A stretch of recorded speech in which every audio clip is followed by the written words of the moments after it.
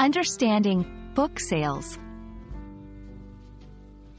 Hello, dear learners. Today, we are diving into the world of books and learning about a common phrase, book sales. By the end of this video, you'll have a clear understanding of what it means and how to use it in conversations. Book sales is a combination of two words, book and sales. Let's understand them individually.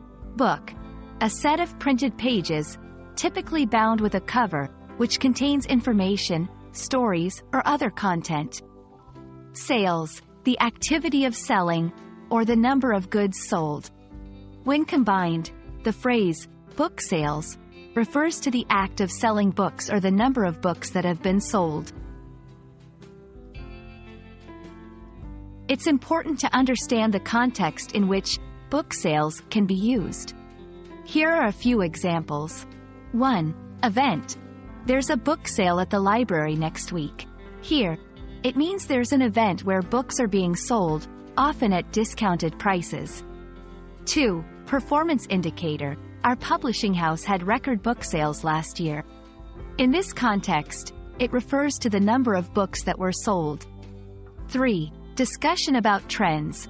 With the rise of ebooks, physical book sales have declined. This refers to the trend or pattern in the selling of physical books. To provide a richer context, here are a few related phrases. Book fair, an event, usually lasting a few days, where various publishers or bookstores display and sell books, often with discounts and promotions. Bestseller, a book that sells in very large numbers, making it to the top of sales charts. Bookstore, a shop where books are sold. And that wraps up our discussion on book sales. We hope this video shed light on this phrase and that you'll feel confident using it in your conversations. Remember, books are windows to different worlds, and their sales often tell a story of their own. Happy reading and happy learning!